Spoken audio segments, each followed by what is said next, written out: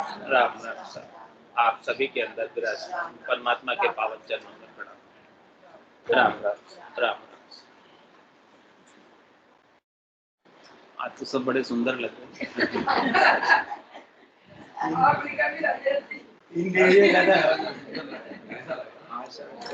और आज इतना होप नहीं थे कि इतनी संख्या आएगी। सीधे जल्दी सब लोग पूजा करेंगे, सब लोग नहीं एडजस्ट करने का माइंड बना लिया। हाँ, सबको अपने अपनी दशा सुधारनी।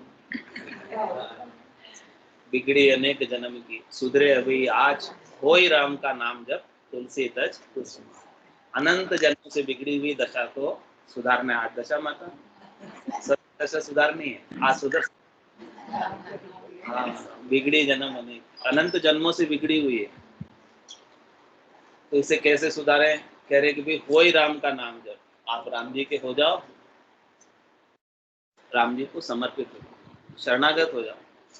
शरणागत होकर राम जी के नाम का सुमिरन करो, सारी दशा ऑटोमेटिक सुधर जाएगी, स्वतः ही सुधर जाएगी। लेकिन राम जी के होना पड़ेगा। अपने को अपना मन नहीं रहे, अपनी कोई चाहना नहीं, अपन अपनी चाहना खड़ी कर देते हैं, तो चाहना खड़ी करने की वजह से नहीं चाहते हुए भी दुख आ जाता है। किस लिए आता है? चाहना की वजह से।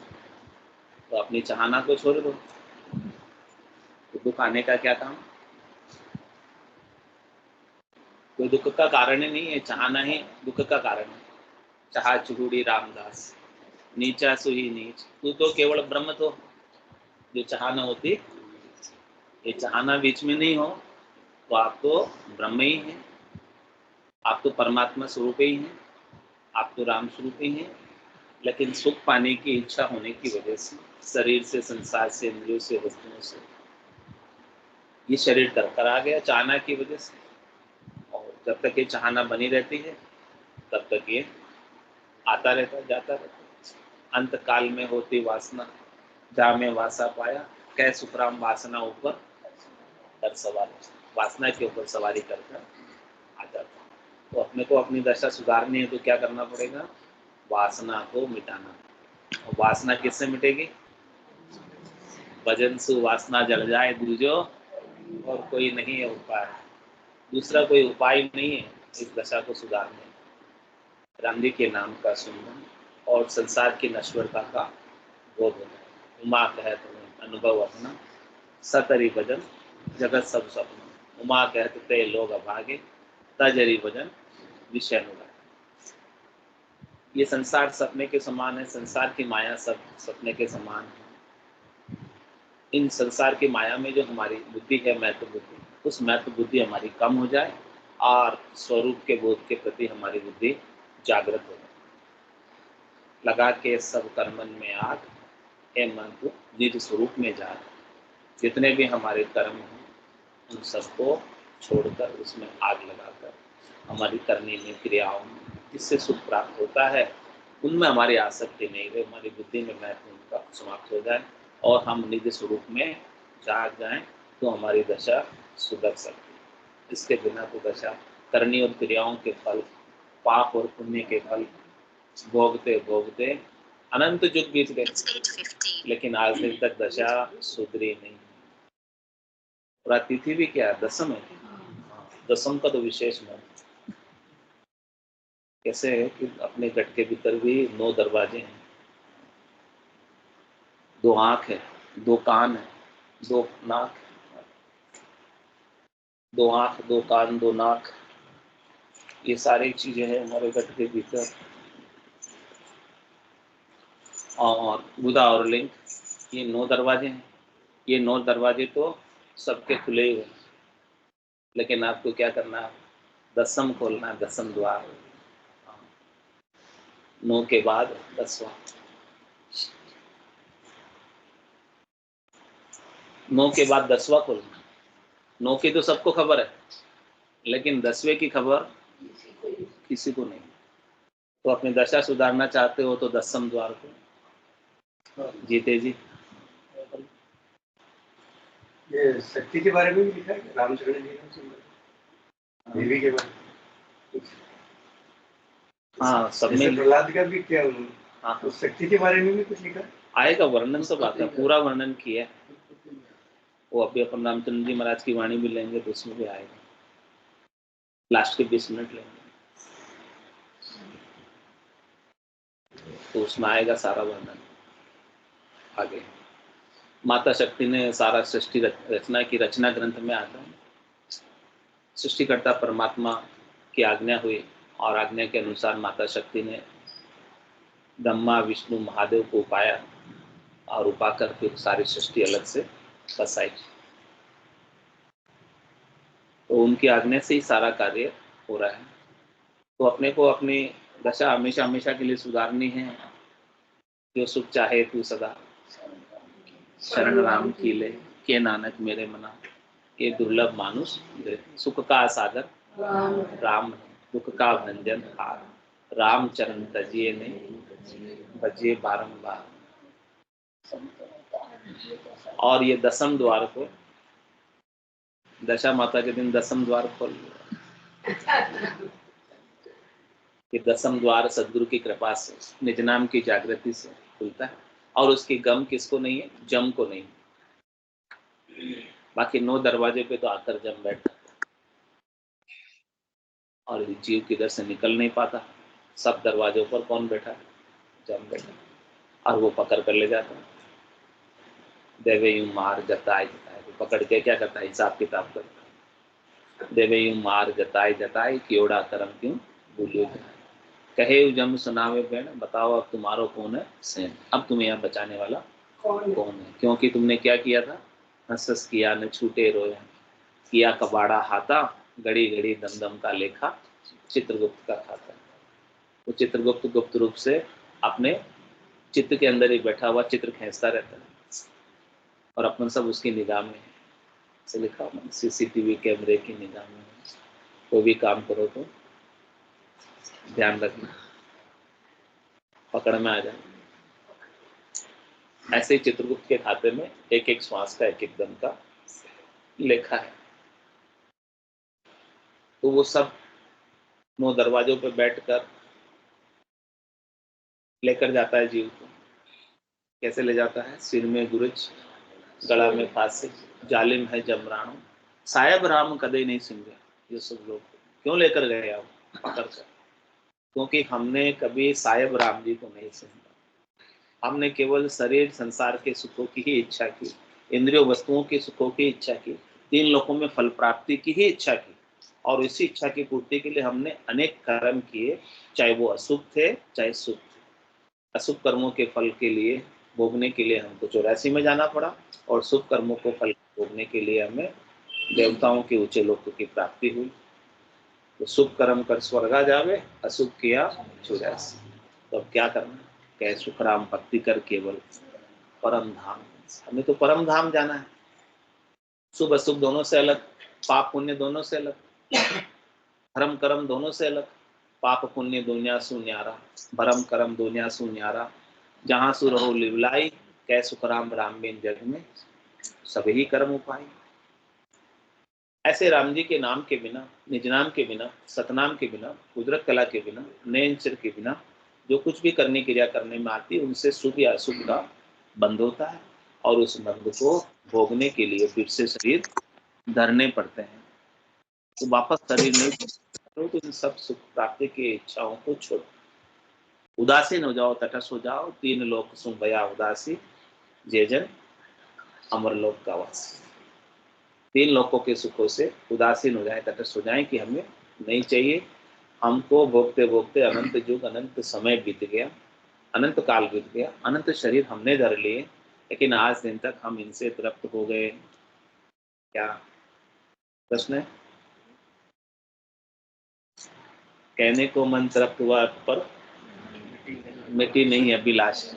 आज भी अभिलाषा है सुख भोगने की। कहते हैं हमारा तो मन तृप्त हो गया था, लेकिन वास्तव में मन के भीतर पूछो तो मन को तो आज भी, हाँ शरीर बूढ़ा हो गया लेकिन मन तो अभी भी जवान। मन तो कलकत्ता अमेरिका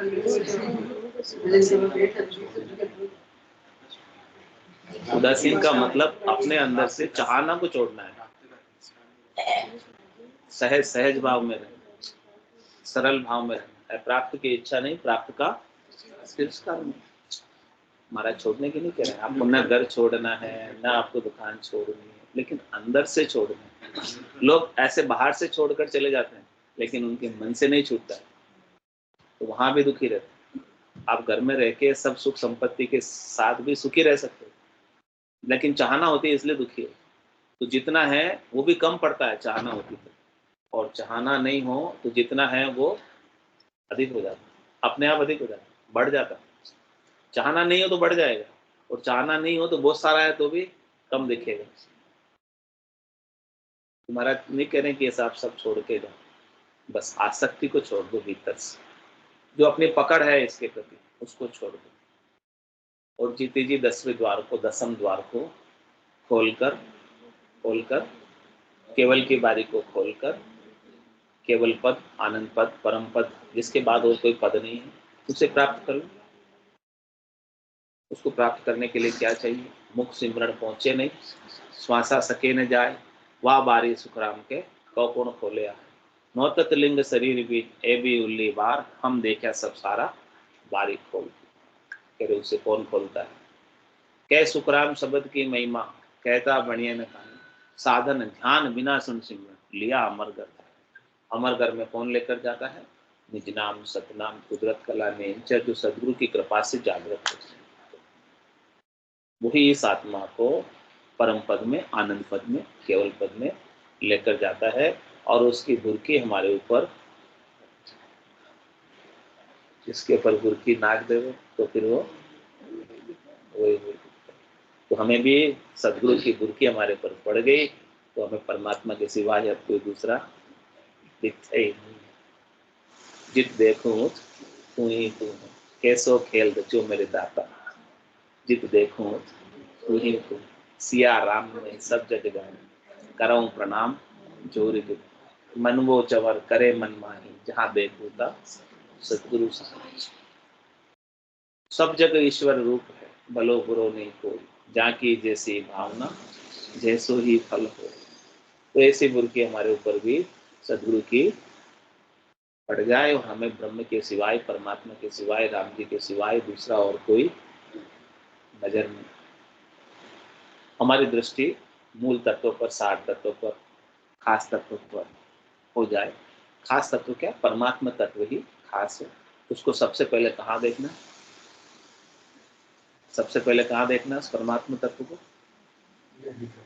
अपने ही भीतर देखना। हाँ, आपको अपने भीतर जब नजर आने लग जाएंगे परमात्मा, तो फिर आपको दूसरे में भी नजर आएंगे। जब तक आपको अपने भीतर नहीं आएंगे तब तक दूसरों में, जब तक आप अपने आप को शरीर मानोगे, जब तक आप अपने आप को जीव मानोगे, तब तक दूसरे भी सब आपको शरीर ही दिखेंगे, दूसरे भी जीव ही दिखेंगे। जब आपके भीतर परमात्मा के दर्शन हो जाएंगे, जो वास्तव में बैठे हैं परमात्मा आपके भीतर ही, तन देवल बिच आत्म देवा, निर्गुण भक्ति भजन है मेरे। और फिर इनको पाने के लिए कहाँ कहाँ जाऊँ? जिन पाया जिन गठ ही पाया, मायर फिर जन्म गमाया, 68 को काहू को फिरिए, सूरत समेत नाम में धरिए। अपनी सुरता बस नाम में लग जाए, अपने स्वरूप को जानने में लग जाए, अपने सस्वरूप आनंद स्वरूप का बोध करने में लग जाए, अपना ध्यान वहां लग जाए, तो ब्रह्म को परसने की दशा जीते जी आ जाएगी। उस दशा का क्या वर्णन है, क्या बाहर के लक्षण है, कैसे पहचाने कि हमारी वो स्थिति हुई कि नहीं? महाराज ने उसकी पहचान बताई।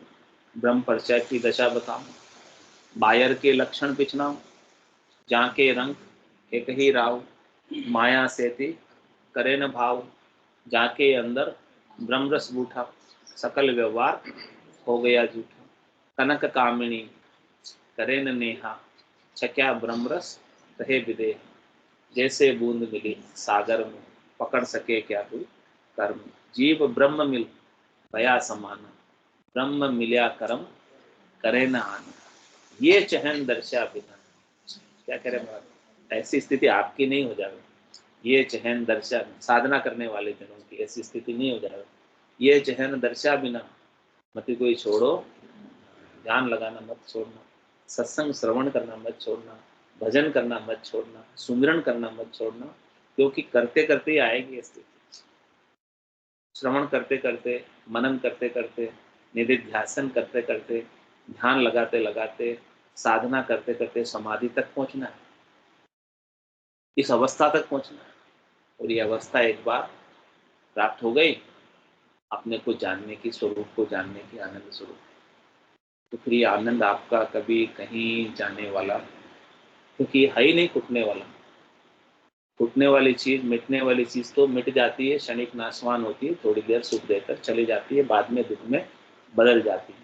लेकिन ये परमात्मा का जो आनंद है, ये निरपेक्ष है, निराधार है, इसमें किसी की अपेक्षा नहीं है। निरपेक्ष का क्या तात्पर्य? किसी की अपेक्षा से हो तो वो सापेक्ष है, लेकिन आपका जो आनंद है वो निरपेक्ष है। परमात्मा का जो आनंद है, निजी आनंद है, वो निरपेक्ष है, और परायों से मिलने वाला सापेक्ष है। दूसरों से आप इच्छा करते हो, उसकी इच्छा है, दे नहीं दे कुछ, वो देगा तो आप सुखी हो जाएंगे, वो नहीं देगा तो आप सुखी हो जाएंगे। लेकिन आपका निजी आनंद है, उसको कौन रोक सकता है? इसमें किसी की अपेक्षा ही नहीं, कोई चाहिए ही नहीं, कोई चाहिए ही नहीं, फिर आपसे कोई बात करे या नहीं करे, लेकिन आप अपने आनंद में मगन हैं। तो बोलते कि कोई बात करे तो मेरे को थोड़ा अच्छा लगे, गुड फीलिंग आए, लेकिन कोई बात नहीं कर रहा है फिर भी आपके अंदर आनंद की अनुभूति, और ऐसी इच्छा होती है कि चुपक लग जाती है कि किसी से कोई बोलने की इच्छा नहीं है। अब तो ऐसी इच्छा थी, कोई बात कर रहा है तो डिस्टर्ब कर रहा है, मेरे आनंद में विघ्न डाल रहा है, बात कर रहा है, ऐसी स्थिति प्राप्त हो जाती है। तो अंदर का आनंद निजी आनंद अपेक्षा रहित है, जिसमें किसी की अपेक्षा नहीं, वो निराधार आनंद है, और वो आनंद निरंतर है, हमेशा बने रहने वाला, कभी छूटने वाला, कभी कम पड़ने वाला भी नहीं, कभी मिटने वाला भी नहीं, उत्तरोत्तर बढ़ता ही रहता है। जैसे जैसे स्थिति उत्तम होती जाती है, ऊपर की स्थिति को प्राप्त करते जाते हैं, वैसे वैसे वो आनंद बढ़ता जाता है।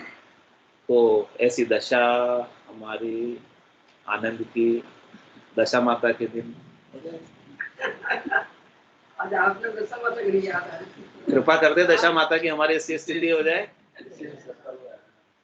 आनंद की स्थिति हमेशा बनी रहे, ऐसी दशा मतलब ऐसी स्थिति हो जाए, हो जाए, कृपा हो।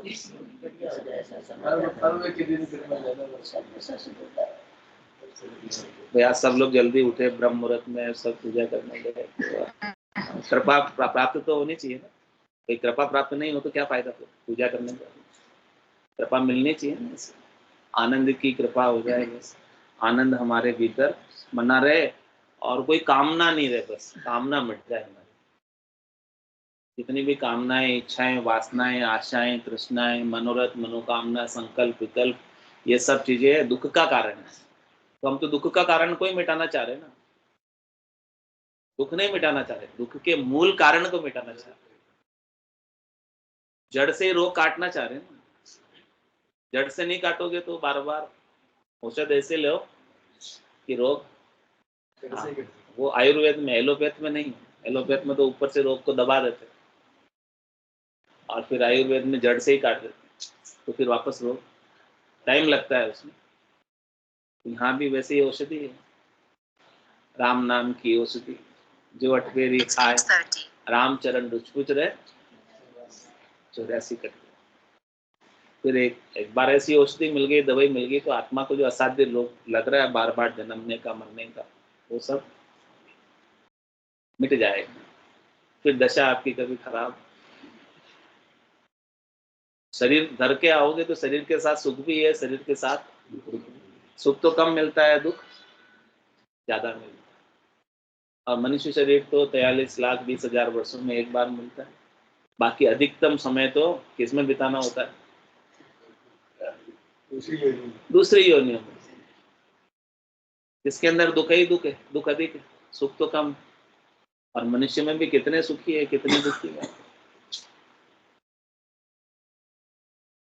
दुखालय ही है, दुख का सागर ही है, भवसागर। इससे तो पार किसी सदगुरु की कृपा से ही हो सकता है। ऐसी मेहर जा दिन महर भई सतगुरु की, सता उदय गठरी ता दिन तिथि लिखी केवल की तामे कसर न। ऐसी महर सदगुरु की कृपा हो जाए तो केवल पद आनंद पद की हमारी तिथि लिखित जाए कि हमको वहीं जाना है और कहीं नहीं जाना है, निज घर में ही जाना है। तो कह रहे आदि ऋषि ब्रह्मा को बूझो गुर की कहो विचारा, मिलियो ने अर्थ हरि जब दीनो हुई हंस अवतारा। जब आदि ऋषि यानी संकादिक ऋषि ने ब्रह्मा जी को गुरु की भजन के लिए पूछा, ऐसे ब्रह्म ज्ञान की बात पूछी, ऐसे आनंद की बात पूछी, तो उनसे जवाब नहीं मिला तो परमात्मा ने हंस अवतार धारण करके जवाब दिया। कह रहे आ बुर की नारद में ना की महाविष्णु बैकुंठा, मिलिया गुरु छूटी 84 सदगुरु बिन सब झूठा। ये बुर्की किससे प्राप्त हुई? कह रहे हैं कि इस बुर्की को बैकुंठपति विष्णु ने नारद जी में डाली तो उनको कालू जी धीवर गुरु मिले। मतलब गुरु भी किससे, किसकी कृपा से मिलते हैं? भगवान की कृपा से मिलते हैं। भगवान जब कृपा करते हैं तब गुरु मिलते हैं, और गुरु के बिना ज्ञान नहीं। जब तक गुरु नहीं मिलते हैं तब तक ज्ञान नहीं होता। तो जब ऐसे कालू जी धीवर मिले गुरु और उनका 84 लाख योनियों से भुगतने का छुटकारा हो, तो सदगुरु की शरण के बिना सब झूठा। सदगुरु क्या करते हैं? हमें भी 84 लाख योनियों से छुटकारा दिलाते। ऐसे संत सदगुरु केवली भगवंत मिलते, ऐसा ब्रह्म ज्ञान हमें बताते हैं, निज स्वरूप का ज्ञान बताते हैं, तभी 84 से छुटकारा हमारा हो पाता है, तभी हमारी वासना मिलती है। इसके बिना तो नहीं मिलती। और आगे बुर्की में बता रहे गारी मन अंदेशा राम राज नरभूपा, वायस राज सुनाई बुर्की तब दर्शा स्वरूपा। गरुड़ जी को शंका हुई कि राम जी मनुष्य रूप में राजा हैं, तब काक भुसंडी ने बुर्की सुनाई, तब रामचंद्र जी भगवान मालूम। रामचंद्र दशरथ नंदन भगवान थे, अवतार धर कर आए थे। जैसे नर नारी तो सामान्य नर देह नारी देह प्राप्त करके आते हैं, लेकिन भगवान की भी अपनी देह, अवतार देह। 24 अवतार आए, तो वो केवल ब्रह्म जो है वो धर्म की स्थापना के लिए, राक्षसों के नाश के लिए कोई निमित्त लेकर समय समय पर आते हैं। तो उनकी देह कौन सी? अवतार देह है। तब उन्हें जब ये ऐसी बात बताई तब उन्हें वो भगवान मालूम हुए कि भगवान है, ये कोई सामान्य मनुष्य नहीं। यानी उनके भीतर जो ब्रह्म तत्व था वो भुरकी के बिना जानने में नहीं। भुरकी पड़ती है ऐसी तो पहले स्वयं के ब्रह्म के तत्व का अनुभव होता है, और फिर स्वयं के ब्रह्म के तत्व का अनुभव होने के बाद दूसरों के अंदर भी आप ब्रह्म देख सकते।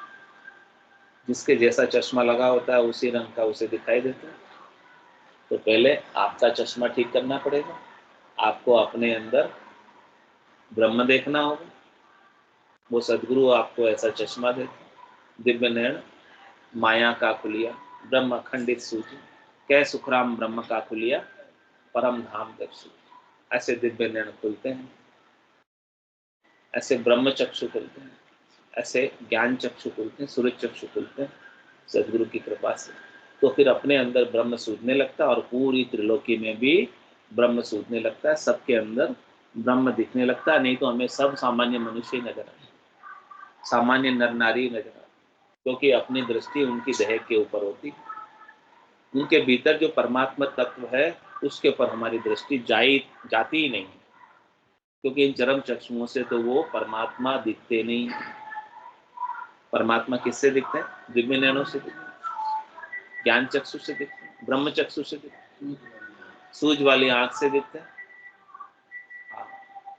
सूझ वाली आंख से उनको दिखे थे ना कुत्ते के अंदर, तो फिर वो नामदेव जी, तो फिर वो रोटी कुत्ता लेके गया तो उसके पीछे पीछे वो जा रहे थे गिलोड़ी लेके कि रूखी क्यों खाते हो, कम से कम चुपड़ के तो लेके जा रहे हो। तो कुत्ते में भी ऐसे परमात्मा उनको दिखाई देते, ऐसी सूझ वाली आँख अपने को चाहिए। तो सूझ वाली आँख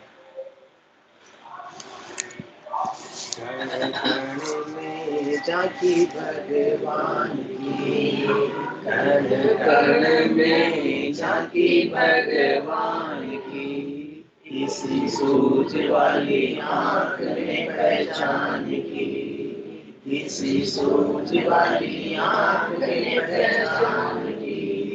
नाम देव ने पकाई रोटी कुत्ते ने उठाई, नाम देव ने पकाई रोटी कुत्ते ने उठाई, पीछे घी का कटोरा लिए जा रहे, नाक रुकी तो न खाओ, थोड़ा घी तो लेते जाओ, अपना मुखड़ा क्यों मुझसे छुपा रहे।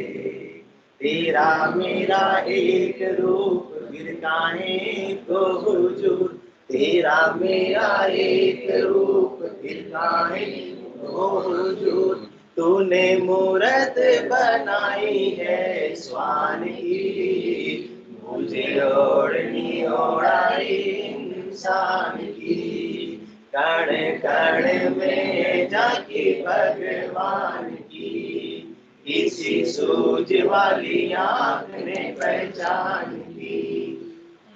नजर मीरा की निराली पी के जहर की प्याली, नजर मीरा की निराली पी के जहर की प्याली, ऐसा गिरधर बसाया हर श्वास में, जब आया काला नाग बोली धन्य मेरे पास, आए प्रभु आप आए सांप के लिबास में, आओ आओ बलिहार काले किशन कुमार, आओ आओ बलिहार काले किशन कुमार, धन्यवादी हूँ मैं आपके एहसान की, बड़ी कृपा है कृपा निदान की, कण कण में झांकी भगवान की, इसी सूझ वाली आँख ने पहचान की।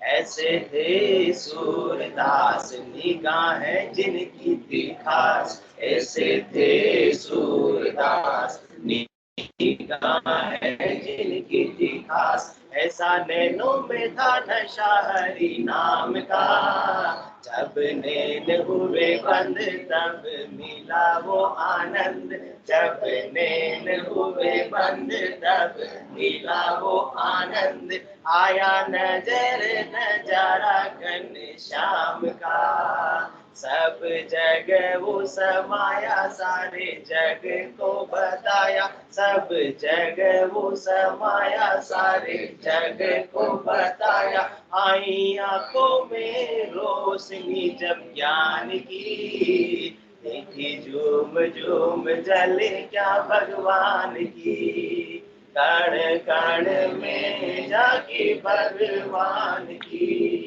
इसी सूझ वाली आँख ने पहचान की, गुरु नानक और कबीर नहीं जिनकी नजीर, गुरु नानक और कबीर जिनकी नहीं है नजीर, पते पते में देखा निरंकार को, नजदीक हो या दूर वही हाजिर हजूर, यह सार समझाया संसार को, नत्थे सिंह और जहान गांव शहर भी आवान, नत्थे सिंह और जहान गांव शहर भी आवान, सारी चीजें हैं ये एक ही दुकान की, सारी मेहरबानी उसी मेहरबान की, कण कण में झांकी भगवान की, किसी सूझ वाली आँख ने पहचान की। बोलो राम सतगुरु देव जी महाराज ने। धन्य हो। परम दयाल सदगुरु सुखराम जी महाराज ने धन्य हो, धन्य हो। अनंत श्री सदगुरु सुखराम जी महाराज के ज्ञान स्वरूप भगवान ने धन्य हो, धन्य हो। केवली भगवंता ने धन्य हो, धन्य हो। जीवा तारण जहाज ने धन्य हो, धन्य हो। मोक्ष के मालिका ने धन्य हो, अनंत कोटि संताने धन्य हो, धन्य हो। राम सभा में राम नाम राम राम राम राम राम सा राम राम सा सब संताने सत्संज्ञाने राम राम राम राम राम राम राम